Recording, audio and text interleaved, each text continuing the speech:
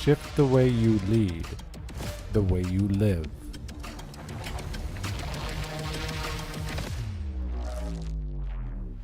Clarity, courage, change.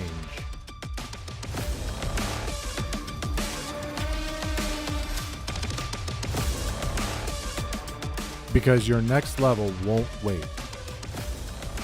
This is Monday Mindshift, the clarity you've been craving, the shift you didn't know you needed. Hello, everyone, and welcome to Monday Mindshift. I'm Sean Michael, your host. Excited to have everyone here. Start a new Monday, start a new month. Happy February. Hope you're staying warm. I know it's cold all over the world today, especially in the Americas. My mother-in-law sent pictures of snow on the Outer Banks in North Carolina. And my son actually is like, let's go see grandma right now. And I'm like, honey, it's not that simple. It would be nice to be able to just go, but not there yet. And it's quite chilly here in Guatemala. We're seeing temperatures that I want to say I need to convert because down here in Guatemala, I've converted to metric. So for my US folks, so current temperature is 67 out in the sunshine. However, it says it feels much cooler. It says 64 outside. Inside my house, because of the wind and the way the house holds the cold, it's like 45. And for us, that's cold.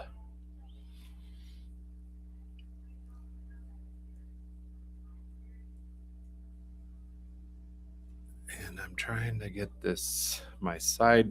There we go. Now I can see combos. Welcome, Jean-Luc and Sharon Rose.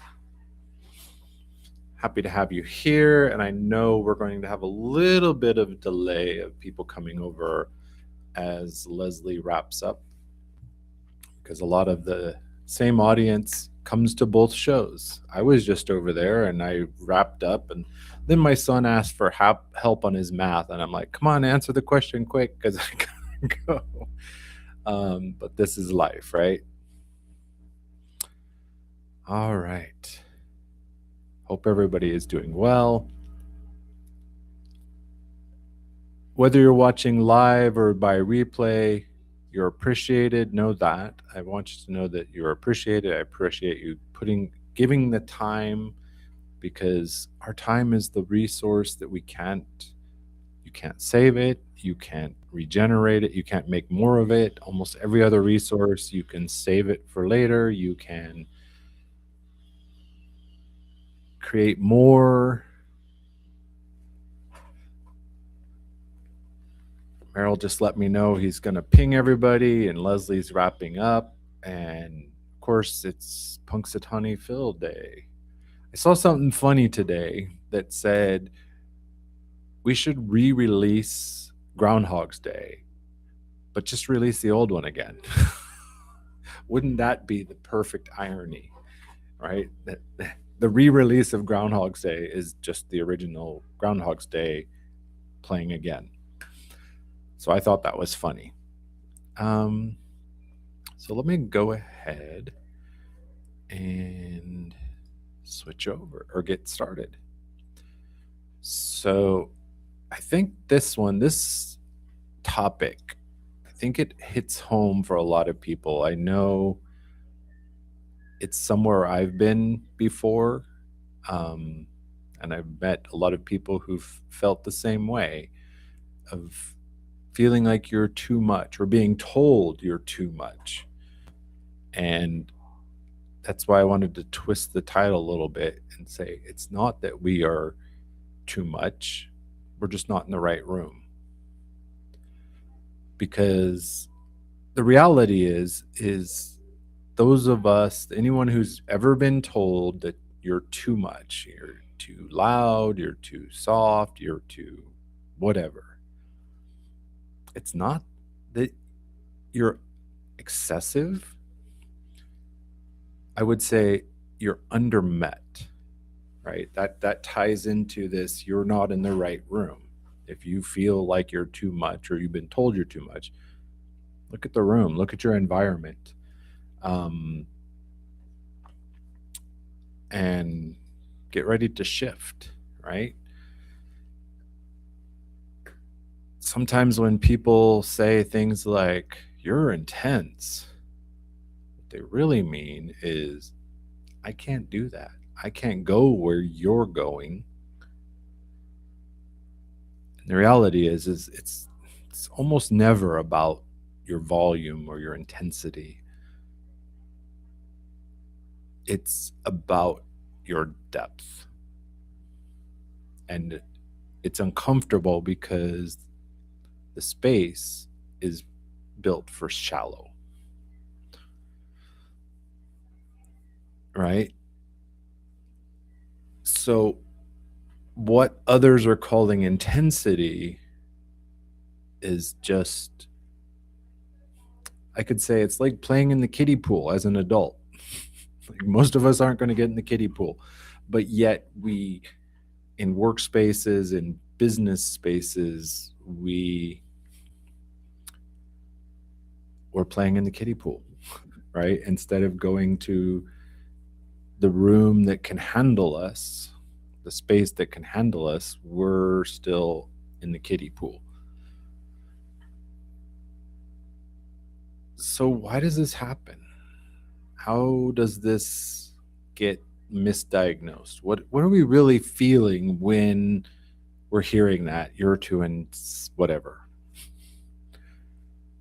Because your depth requires presence, honesty, and engagement. And not everybody has the capacity for this.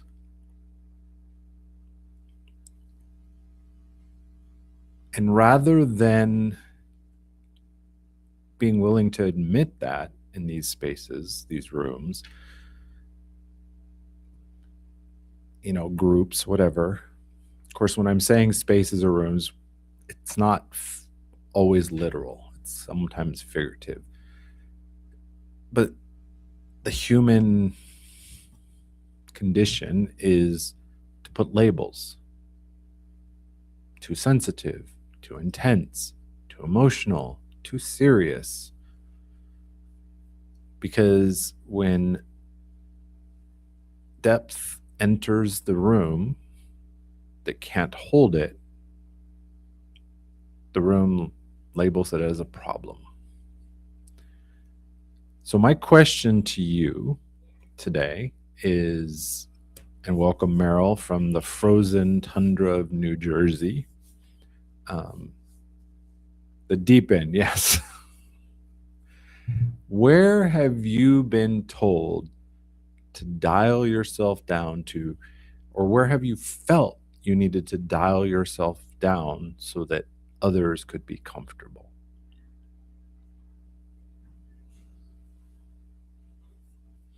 Where have you been told or felt you need to dial yourself down so that others remain comfortable?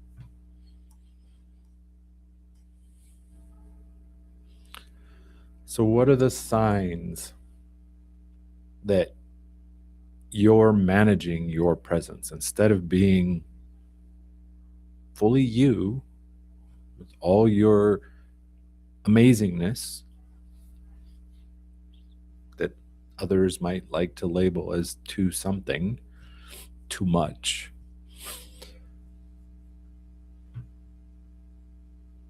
This can show up as editing your thoughts in mid-sentence or offering the light version of your truth, putting all your attention to watch the room instead of inhabiting yourself. And this can show up as feeling energized alone or in those very tight groups, but feeling drained socially. It's not humility, it's just adaptation.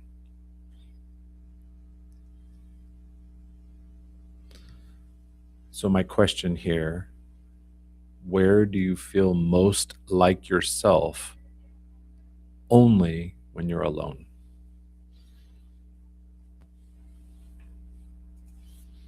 Amen, Coach Carey. We do the same with my son. In fact, he he prefers talking to bigger kids or adults. We were at the mall and he was playing on the playground and he found some kids that were more like him than other kids because they spoke English mostly. Because he is growing up bilingual. We live in Guatemala. He's an outsider, right? He doesn't look or have the same exact culture. Like he has some of the Guatemala culture, but it's not the same as kids that are growing up in a fully Guatemalan home. So we were at the mall and he's playing with his kids. They were having fun. And I was talking to my wife and I look in the playground and he's not in the playground anymore. He's across the way talking to parents of those kids, having a full-blown conversation with these adults about where he was born and where we live and how long we've been in Guatemala. And I was like, wow, okay. Right? Yes, he loves playing with kids, and I love seeing him interacting with his peers near his age, at his age, near his age. But he also prefers to interact with older kids or adults. And under supervision, I'm okay with that. And thankfully, we don't live in this world where, like, most of the people I meet, they're just parents with their own kids. We're not dealing with the stranger danger. Self-editing, I will say to you, is really just a survival strategy, not your personality traits. Right? It's being humble is one thing. Editing yourself is totally different. And this actually, like I was listening to Coach Lee talk about, knowing the other player's cards before showing yours. And I loved his term strategic vulnerability. So the next question that comes up when we're talking about this shrinking or being too much for the space, where does it come from? Where did we learn that shrinking equals safety? Because most people did not choose it. Like it wasn't like woke up one day and like, I'm going to shrink. No, we learned to, right? Through our own early experience, we learned depth brings distance. Honesty can disrupt belonging. And feeling deeply, that can mean rejection. So our system adapts. We learn to become more agreeable, more restrained, more palatable even. We don't become less, we become careful.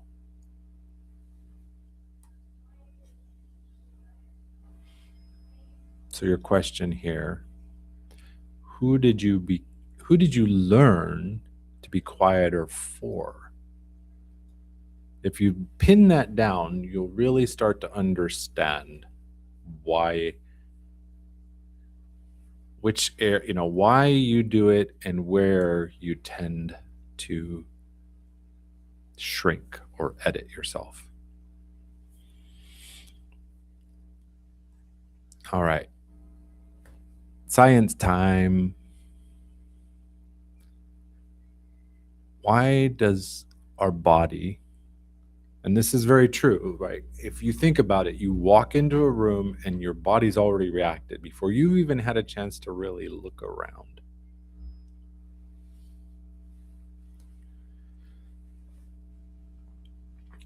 Exactly, Sharon. Not every space needs to get the full version of you, but no space should get the shrunken version of you. I understand filtering because the space isn't the right space, but shrinking, editing, cutting your corners off, we need to stop that.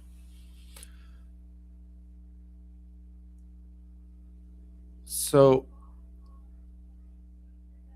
from our earliest days as humans on this earth, our nervous system learned to scan for belonging,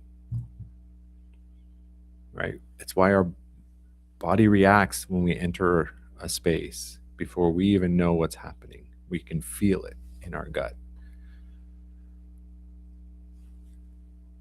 Because there was a time where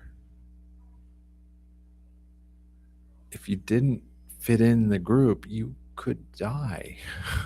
Literally, right? It's less common, it's not as big of a deal today, but imagine hundreds of years ago, like your very survival depended on belonging to the group. If you were cast out, that could mean a death sentence. John Luke, shrinking was to be accepted. Right. Don't be fully you because others will feel less.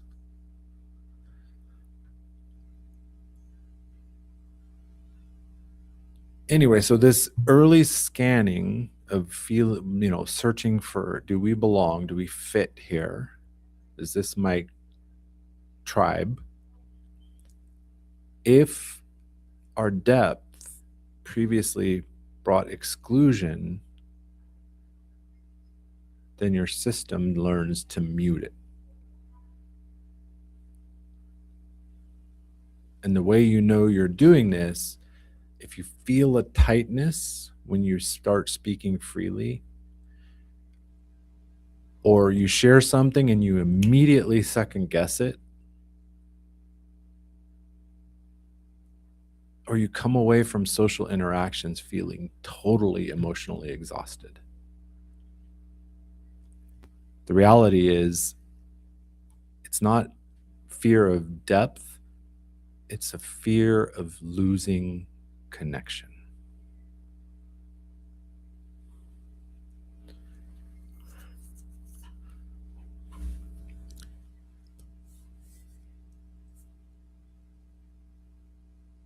We weren't born that way. We learned this. We were conditioned this way. We created internal beliefs because our young minds didn't know what to do with it. But now we do know, and we can change it. This isn't about being boisterous and over the top just for the sake of it. This is about being really, truly, authentically you. It's my new word.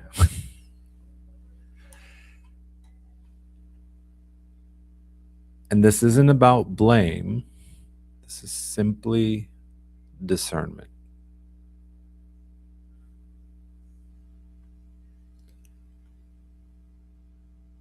Step 1, name your rooms. Where do you spend the most time right now? What are the groups, the spaces, the environments you find yourself in most commonly? Second step, what's the response? What are the spaces where you feel expanded and where are you feeling compressed?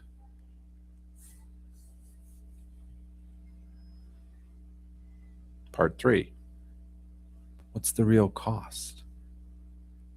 What do you stop saying or sharing in those rooms that, kind of bring that shrinking out? They feel like compressing.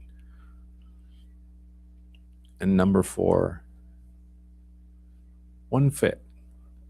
Where or with whom do you not need to translate yourself? Can you be authentically you with all your depth, with all your intensity, with all of you? Because the reality is, not every room deserves your full presence.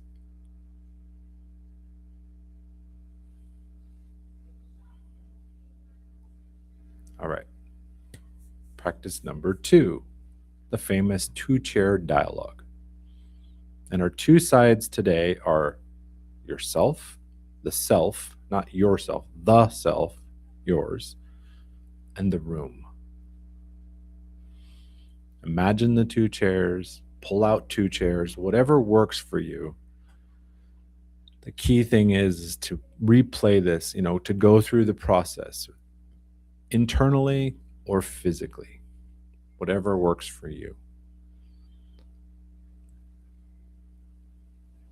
In chair 1, it's the self that adapts, that shrinks, that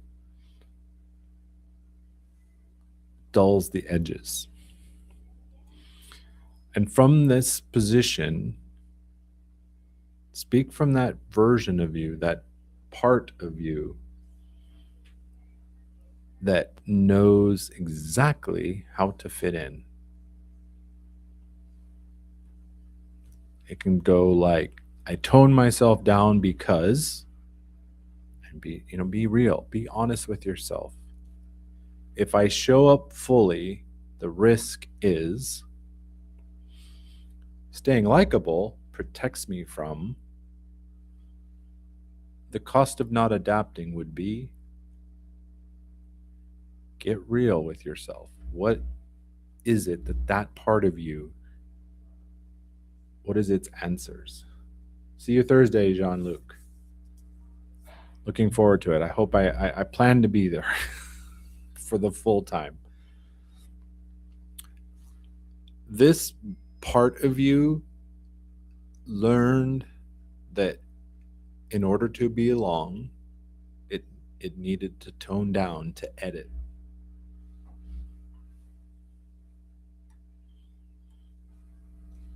All right.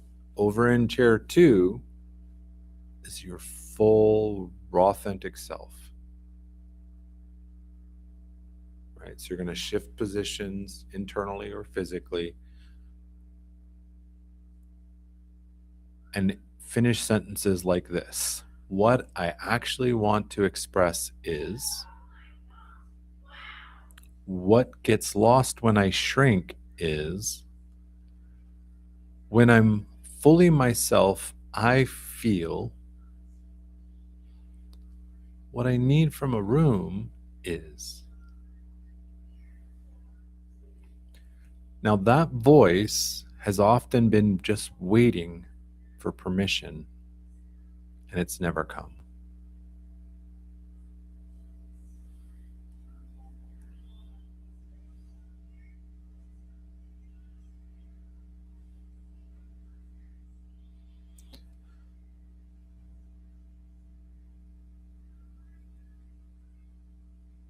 This might look like this. From the adapter's position, if I stop managing myself, I might lose connection to somebody that's important to me, or somebody I feel is important to me.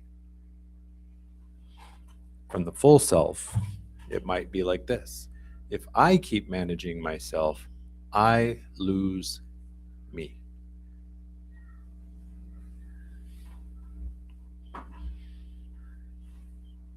So the dialogue questions, the adapter might ask, what are you protecting me from? Really, what is it you're trying to protect me from?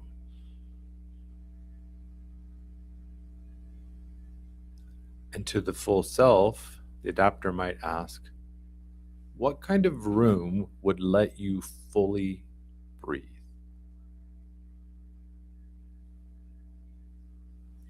And let the dialogue continue and let those parts integrate and find the answers to the spaces where the adapter can feel safe and belonging, and the full self can feel it has the permission to express.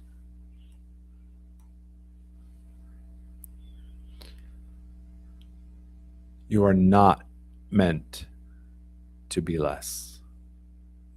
You are meant to be met.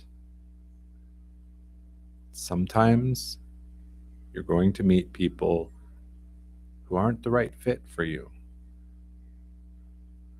When we learn to be okay with that, we can open ourselves to the spaces which let us be truly ourselves, where we can stop shrinking, stop editing, etc. And this, it's not about forcing your depth in every room. As I said, it connects with what Coach Lee was saying. It's about choosing where to bring it. Knowing where you're at and knowing this is the place I can fully express.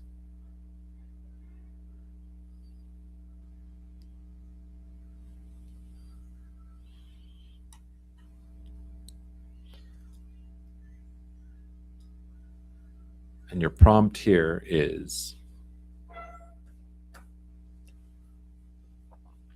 actually, I have a couple prompts. So, one place I'm willing to stop shrinking. Answer that for yourself. Where's that place where in the past, you've been shrinking, editing, but declare it today. I'm no longer going to shrink in that place.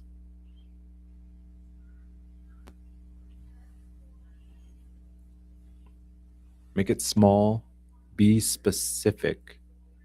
Above all, bring your full honesty.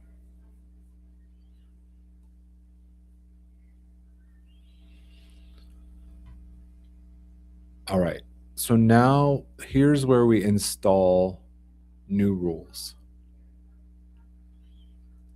with 2 prompts. And I will drop these in the chat for everybody watching. Everybody's so quiet today.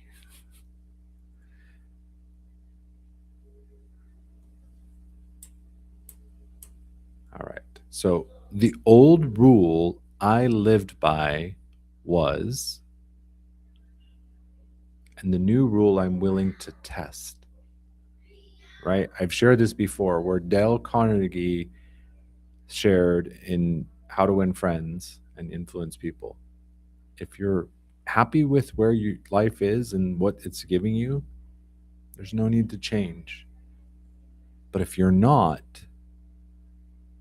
why not experiment? Test it. This can look like the old rule, I should make myself easier to digest. The new rule, I choose the rooms that can hold me. Because belonging shouldn't require self-erasure. The right spaces are there for all of us. Our discernment comes when we know that that's the space. Like this space is letting me, I'm shrinking, I'm erasing part of me. So let me find the new space where I can shine with more brilliance, all my edges.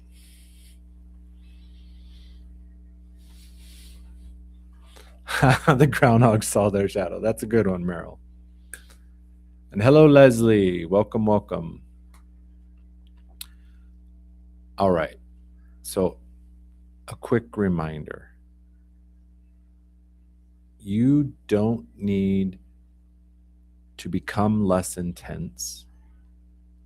You need to find the environments that are deep enough to meet you in all your fullness.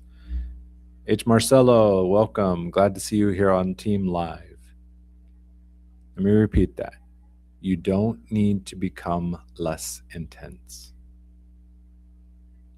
You need to find the environments that are deep enough to meet you fully.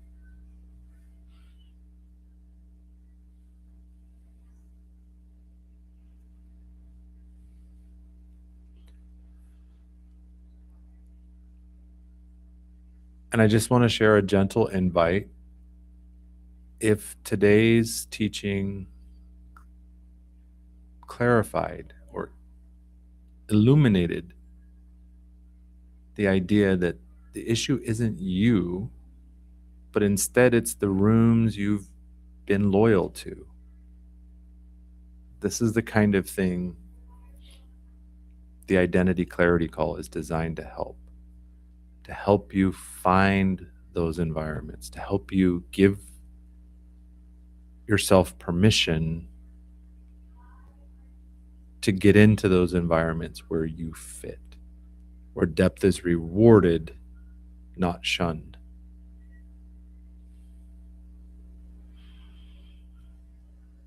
In the end, it's about the fit. It's not about approval. But a lot of us have been in a point in our life where we're seeking approval.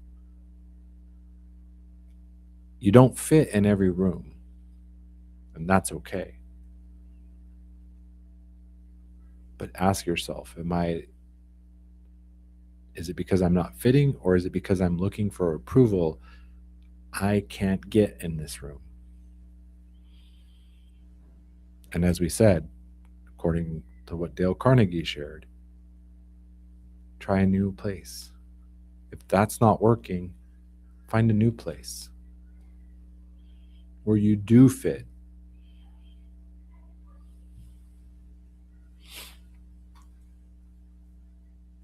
All right. So we're at halfway point. I'm way ahead of schedule. That's pretty typical for me. So I put the link. Love to hear from you.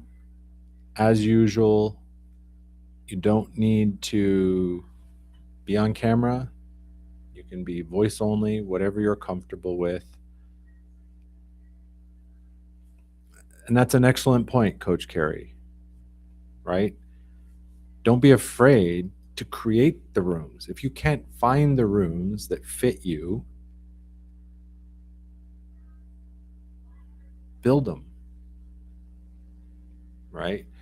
If you can't find the stage that welcomes you, build it. Create it yourself. You are a creator at your core.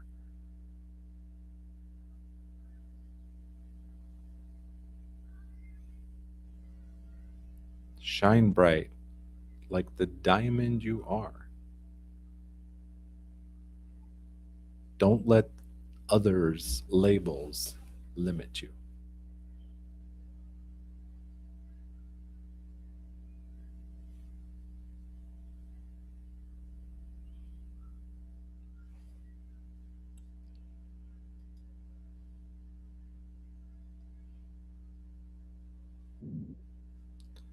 Yay, Leslie. Thank you. Thank you. Hey, can you hear me okay? Leslie, I hear you just dandy. So I got a question for you. Yes. Okay, so I was part of a group that I spent 2 years looking for writers, thought leaders, pretty elevated thinking. I searched and searched, and this was my group, really my group. But the truth was that the one time that I went to present, one of the leaders of the group reacted and was very rude and ruined my presentation and the listening for it because he was the last one to speak. So I had to really argue and challenge the leader because here was one of the leaders who would not apologize and did not understand. So here you have a room where not everybody, so it made me shrink. So I've never asked to speak again, right? Because I'm not respected by everyone, but certainly by a couple of the leaders who are simply unaware, right, of what they were doing, or they haven't learned how to be more diplomatic, let's just say. So what do you do in that case? Because for me that means there'll be no group. Well, let's put it this way, I stopped going. I never dumbed down my identity, okay? But I felt like it was falling on deaf ears and I was wasting my time because as long as there's one person in there that is shitty, I don't want to be there. So I'm asking you, how do you just ignore those people? Do you leave and try to find a place where everybody is aware, which I'm not sure is possible? So I'm really curious. And that's why I came on stage to ask you that, Sean, my friend. Well, and first of all, like I got that taste in my mouth when you shared that story because unfortunately that's the reality. There are those that do that. they're they're undereducated or unawares. I don't know for sure. Um, Do I give up the years that I've spent, right? Because one or two people, I mean, and so that's kind of where I am. I'm not going back because I've gone back and been burned again, right? So, not exactly that way, but I decided the best move for me was to step away. and I think that was the right move. And when I say I think it's the right room, from listening to you, from hearing it in your voice, Leslie, that that was the best decision for you Mm. in protecting yourself. Because in order to continue to operate in that space, you might have felt like you had to dull your edges some. Yes. Yes. Because nobody likes to go into a space and share their message from their heart and have it shut down. So, is it ever possible to go into a group where you can be completely authentic? And is it really up to me and to ignore and not pay attention to that and just stand in my authenticity? I mean, how would you ever find a group? I don't know. Yeah, if we're looking for the perfect group that will never have that happen, I think yeah, that's like searching for perfection. Yeah. Yeah. We're not going to find it. Unfortunately, that's the reality. My own journey has been coming to this like I know my message. I trust myself and what I'm sharing. I'm not spouting off rubbish. Right. It's real researched, I've done the study like and I think of you, Leslie. I know you've studied this stuff more than anybody I know. Well, not exactly, but a But long time. you've spent years and years and years Yeah. studying it and teaching it and you know refining your understanding. And for me, it's coming to this, like, I trust myself, I trust the message. And long time ago when I was in sales training, they talked about the rhinoceros. The rhinoceros can't really back up. They can only go forward, and they have very thick skin. So if they're going through bush that's poking them, they have they have the sensation that, hey, that's jabbing me. I better get out of here. And so they push forward. But it doesn't stop them to push forward. Okay. All right. So it's really just what was best for me because I did go back and I did test my feelings again. Right? Like maybe I've grown, maybe that person has grown, maybe it's worth another shot because I invested a fair amount of time there, right? And most all the people really are, do embrace me. So going back the second time, and it's the same thing with blocking people. So my instinct says, if you're being a jerk, I'm blocking you. But then I had somebody say to me, yeah, but what if they really need and are ready for what you're teaching? Shouldn't you give them another chance? So then I waffled back and unblocked a couple of them just to see, right? And then I had to block them again because they were still the same people. They hadn't changed. So really, my heart said, give them another chance. But the truth was my intuition, which is strong. I just should have gone with it, but I questioned myself. Then I had to do it again. But you won't find me unblocking again. Right? Yeah. And I've had the same thing. I've had people I've blocked, and it's blocked, because I think of it this way, Leslie. I saw a post recently where a father was talking about how he put his daughter in self-defense classes from a young age, taught her to self-defend. Mm-hmm.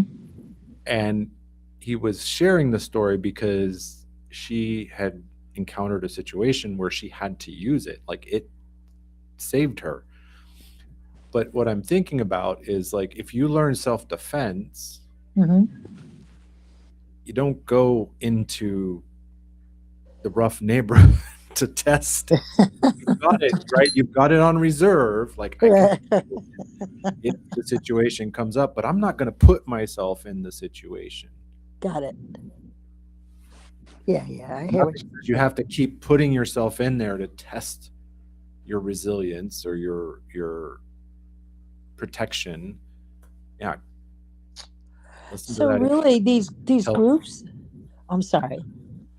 I was going to say that these groups that we create with our live streams, right? The people that come back and that we align with, this is our community, right? And they have agreed to an extent, an undelivered expectation, but we do say that this is for you to consider, to try on. There isn't just one way, there are many ways. Which one feels the best to you?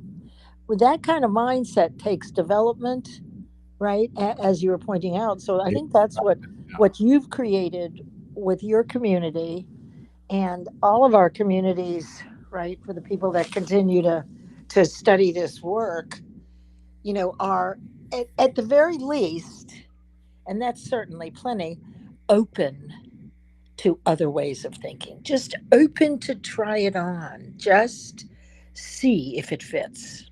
Yeah. Right. And I'll be honest, and this really came home for me.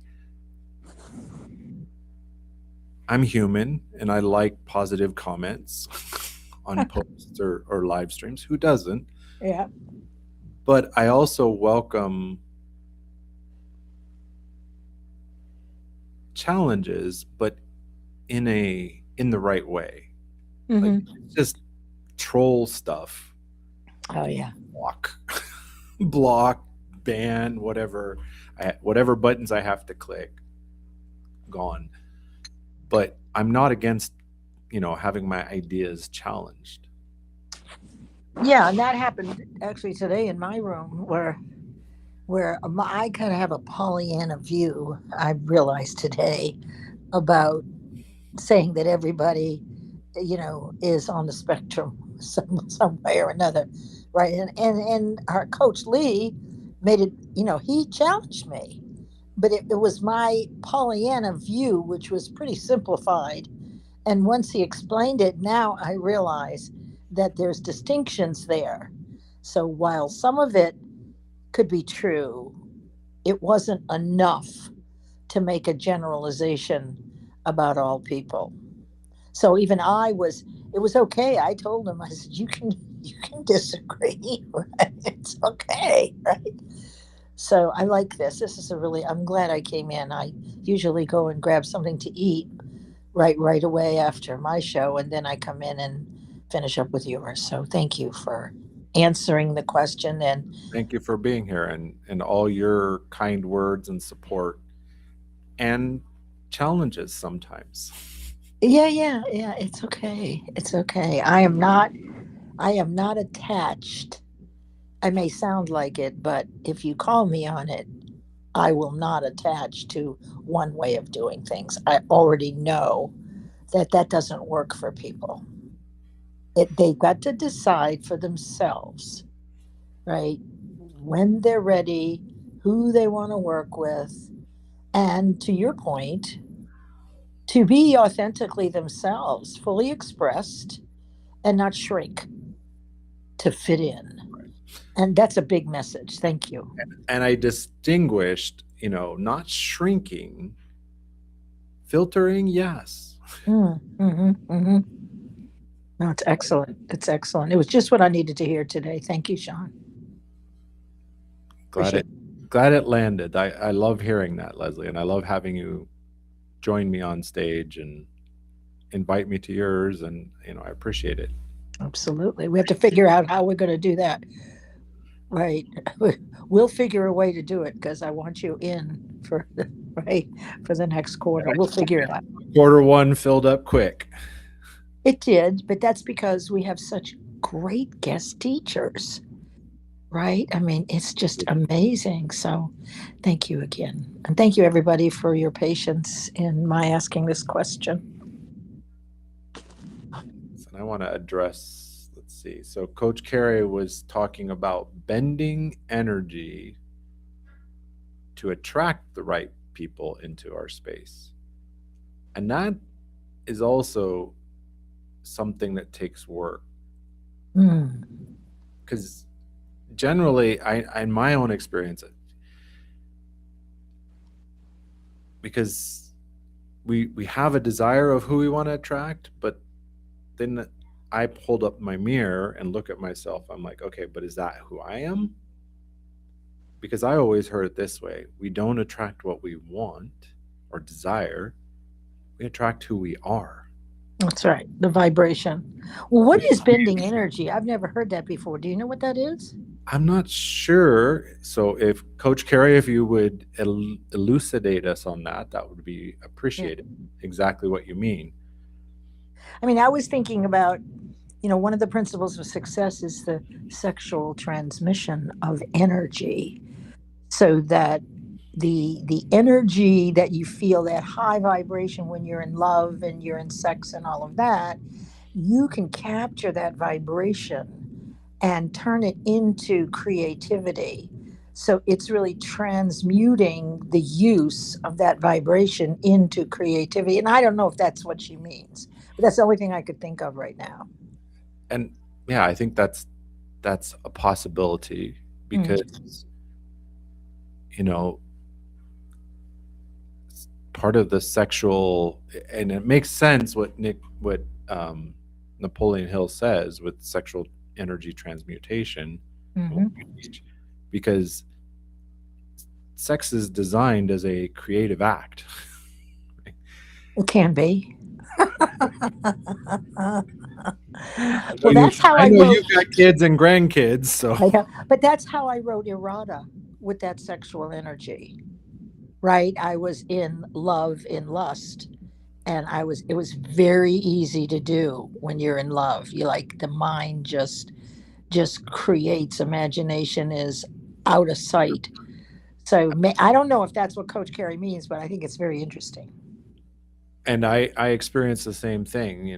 So several poems that I've written over the years, they were Mm, that moment when that energy, that sexual mm. love energy was high in me, and like it just, like you said, it just pours out when you redirect it, it just flows. Yes, and that's the old women, behind every great man, there's a great woman. It wasn't until Abraham Lincoln fell in love with Mary Todd Lincoln that he did all those wonderful things. So, but I will tell you this, behind every great woman, it's really nice to have a great man there too. let's say let's say it this way: behind every great person, There you go. great partner. Yes, I like it. That's much better. Because and I see it this way: that partner could be the person you share your life with, that you're married to, or it could be just a collaborative partner that you're able to work with and push each other to the next height. And it could be a coach, could be your creative partner. Yep, that's true. All right, so Coach Carey shared, speaking of bending energy, referring to vibration and frequency, she recommends Awareness by Anthony DeMello. So I'll have to check that out, because I'm reading a book by Steve Chandler called Creator, and it's really powerful. I'm only like 2% into the book, and it's just like, Mm. 'cause One of my favorite books. we're all creators, and we've just usually just we've it's been buried down under layers of conditioning that we have to kind of clear to release it. Yes, and there's a book that I would recommend to everybody, since we know that visualization is the DNA of manifestation. 1927 ish. This is Genevieve Barron, Your Invisible Power, and she worked with Thomas Troward. Right around 1900, who he was the head of mental science when all this mind stuff seemed to have started kind of down this road. And she is the only woman working with him, the only student and she wrote this book and created an experiment. And I will tell you, it is the best book. It's small, it's short, but it zeroes right in on how to generate that vibration through visualization. But I will go back and pick up that book that Coach Carey was talking about and put the one that you were talking about in the comments, if you would, please, because I won't remember. I know Thank you. exactly. And I hope you're staying reasonably warm. I don't know how it is in your region, but my family, my in-laws are on the Outer Banks. Oh, yeah. How are they doing? They sent some crazy pictures of a my son's like, "Can we go see grandma right now?" Well, we thank God where I am is we had a couple of inches, and it's the light fluffy stuff that you can make snow cream with cream and sweetened milk and sugar and but it wasn't enough, right? You could use a leaf blower to clean it up, but it is cold. It's sitting below freezing. So it's cold, and luckily the electricity where I am, knock wood, is still going. Thank goodness. Sun is shining and melting everything. So It's even quite chilly down here in Guatemala. Like, I got pants and a jacket, and I'm thinking about breaking out my heavier jacket because for me it's feeling quite cold. yeah, it is chilly. It's chilly. Yes. Well, thanks again, Leslie. Sure, I'll step out right now. Thank you for allowing me to come up and ask that question, and I appreciate you very much. Likewise. All Sending right. big hugs. Thank you. Thank you. All right. Bye bye. Bye.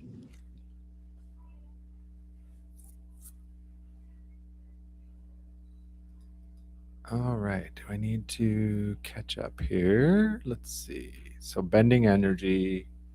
Definitely thank you, Coach Carey, for that. Appreciate it. I will check that out. In fact, I'm going to put that in my notepad right now.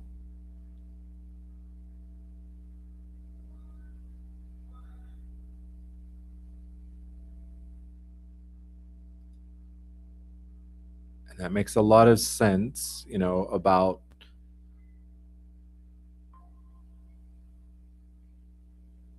redirecting, bending energy, changing our own vibration so that we might attract a better group of people and find those rooms, those spaces where we can express more fully and get out of those spaces where we feel or we are told we need to shrink, that we need to dull down a little bit because we're too intense, too whatever. And I thank you everyone for joining, whether you're here on Team Live or Team Replay. If you're here on Team Replay, drop a comment. Let me know you popped by. Love to hear from you guys. Feel free to ask questions, share your thoughts. Challenge me if you believe differently. I'm okay with that, as I just said, because that's how I expand my view, is by listening to others' ideas, contrary or not. One thing I know is I don't know everything. I know what I know, but it's not everything there is to know. And I'm learning in my life to open myself more and to realize that my feelings, my emotion come from my own thoughts, not from what's happening. And your thoughts are the greatest outpost of your freedom. I was playing some clips from The Fox, the Mole, the Horse, and the Boy for my son. And there's a beautiful line that I want to close up today. And he talked about, I can't remember exactly, but he talked about like true freedom is your choice of how to respond. Because that thing, nobody can ever take it away from you. You can surrender it, but nobody can take it from you. They can take a lot of other things away from us, but they cannot they cannot take our thoughts, how we process our thoughts, what we do with our thoughts, and they cannot take away our choices of how we respond. Thank you, everyone. We'll see you next week. Have a great, amazing week. Shine bright. Find the spaces where you can shine brightly, where they put on the sunglasses if they need to, but they don't ask you to dim down. Thanks again. Have a great week. See you later.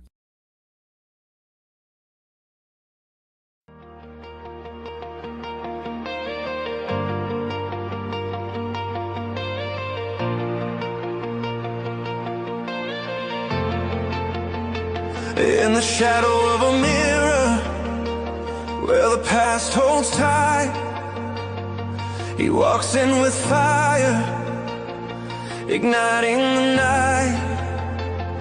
A truth seeker's vision, he shines through the black. With every step forward, he won't look back, telling tales of struggle, the masks we wear. We're bound by the labels, lost in the snare. Time to break free from those chains.